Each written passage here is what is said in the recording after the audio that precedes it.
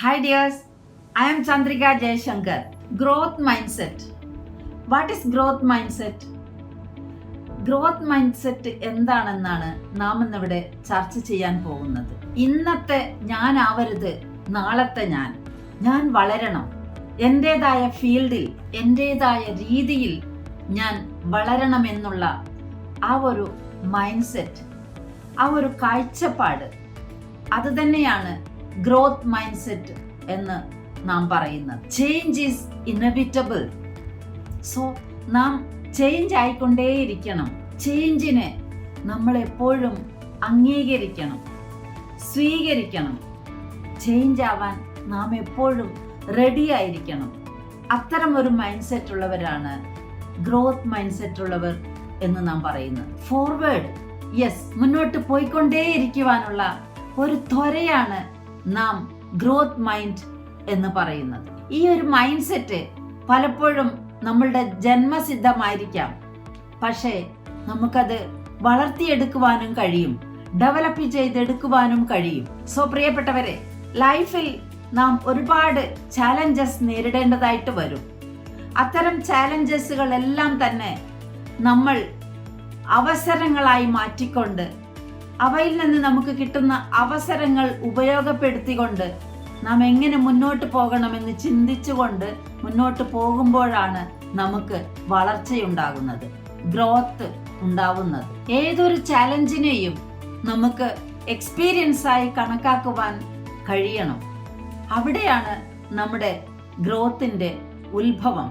ഉദാഹരണത്തിന് നമുക്ക് public speaking എടുക്കാം. നമ്മളിൽ പലരും പബ്ലിക് സ്പീക്കിങ്ങിനെ ഭയക്കുന്നവരാണ്.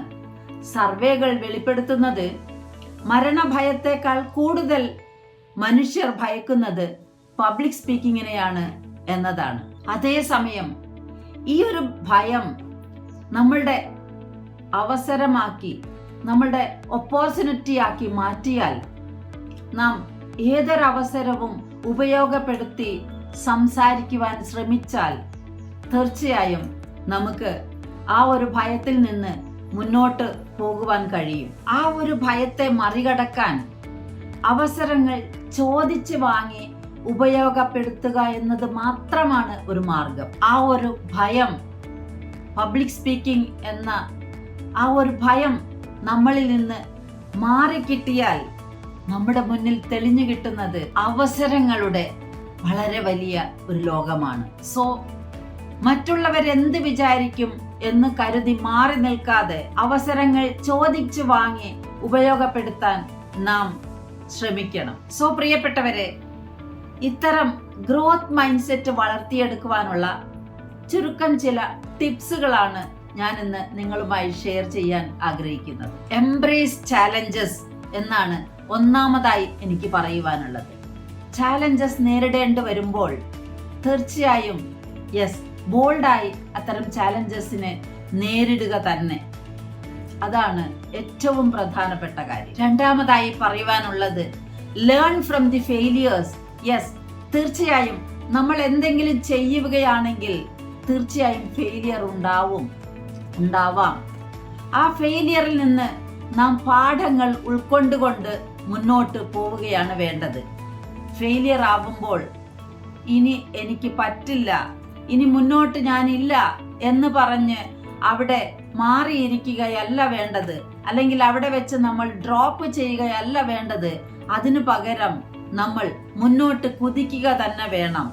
യെസ്, അതാണ് രണ്ടാമതായിട്ട് എനിക്ക് പറയുവാനുള്ളത്. മൂന്നാമതായിട്ട് always focus on the efforts, not on the results.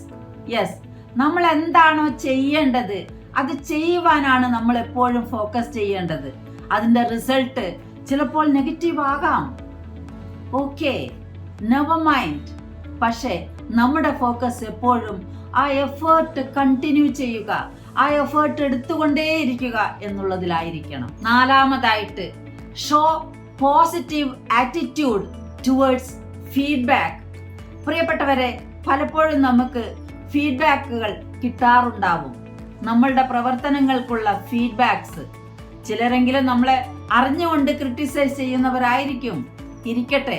പക്ഷേ മറ്റു ചിലർ തീർച്ചയായും നമ്മുടെ പ്രവൃത്തിയിൽ നല്ല നല്ല ഫീഡ്ബാക്ക് തരുന്നവരായിരിക്കാം. ആ ഫീഡ്ബാക്കുകൾ എന്തു തന്നെയാണെങ്കിലും നാം അതിനെ പോസിറ്റീവായിട്ട് കാണുകയും പോസിറ്റീവായി അംഗീകരിക്കുകയും സ്വീകരിക്കുകയും ചെയ്യുക. അതിൽ ആ ഫീഡ്ബാക്കിൽ നമുക്ക് എന്താണോ കറക്റ്റ് ചെയ്യേണ്ടതായിട്ടുള്ളത്, എന്താണോ നാം തിരുത്തണമെന്ന് നമുക്ക് തോന്നുന്നത്, ആ തിരുത്തൽ തീർച്ചയായും നമുക്ക് അംഗീകരിച്ച് പ്രയോഗത്തിൽ വരുത്താവുന്നതാണ്. So always we should show positive mind towards feedback. അഞ്ചാമതായിട്ട് connect with growth oriented people. Yes, നമ്മൾ എപ്പോഴും നമ്മളുടെ അതേ മൈൻഡ് സെറ്റിലുള്ള ഗ്രോത്ത് മൈൻഡ് സെറ്റിലുള്ളവരുമായിട്ട് കൂട്ടുകൂടുവാനും ഇടപഴകുവാനും ശ്രദ്ധിക്കേണ്ടതായിട്ടുണ്ട്. ഗ്രോത്ത് ഓറിയന്റഡ് ആയിട്ടുള്ള ജനങ്ങളുമായിട്ടുള്ള കൂട്ടുകെട്ട് തീർച്ചയായും നമ്മളെയും ഗ്രോത്ത് ആറാമതായിട്ട് പ്രിയപ്പെട്ടവരെ, സെലിബ്രേറ്റ് ഓൾ സക്സസസ്. വളരെ ചെറിയതാണെങ്കിലും നാം നേരിടുന്ന അല്ലെങ്കിൽ നമ്മിലേക്ക് വരുന്ന ഓരോ സക്സസുകളും നാം എപ്പോഴും സെലിബ്രേറ്റ് ചെയ്യുവാൻ ശ്രമിക്കാം. കണ്ടിന്യൂസ് ലേണിംഗ് ആണ് അടുത്ത പോയിന്റ് ആയിട്ട് എനിക്ക് പറയുവാനുള്ളത്.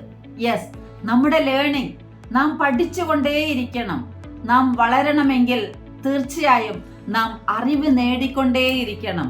അറിവ് നേടാൻ നാം പഠിച്ചുകൊണ്ടേയിരിക്കണം. ജീവിതത്തിന്റെ നാനാ തുറകളിൽ നിന്നും നമുക്ക് പഠിക്കുവാനുള്ള ഒരുപാട് കാര്യങ്ങളുണ്ട്.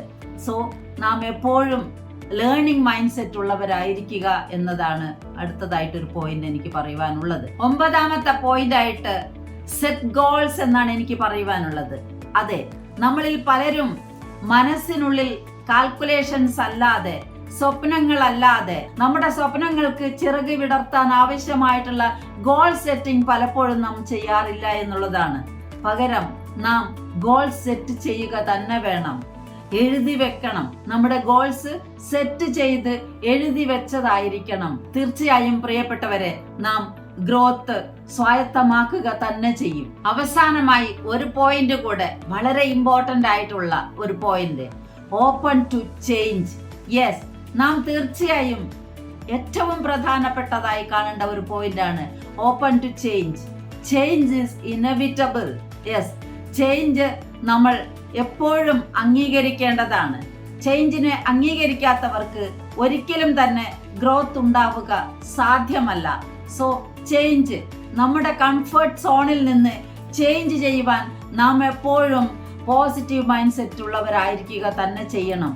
So be a person who is willing to change, who is accepting changes always. Thank you so much for listening to me. And നിങ്ങൾക്ക് ഈ ഒരു വീഡിയോ ഇഷ്ടപ്പെട്ടെങ്കിൽ മറ്റുള്ളവരുമായി ഷെയർ ചെയ്യുവാനും ഇതൊന്ന് സബ്സ്ക്രൈബ് ചെയ്യുവാനും ഒരു ലൈക്ക് തരുവാനും മറക്കല്ലേ. Thank you all once again.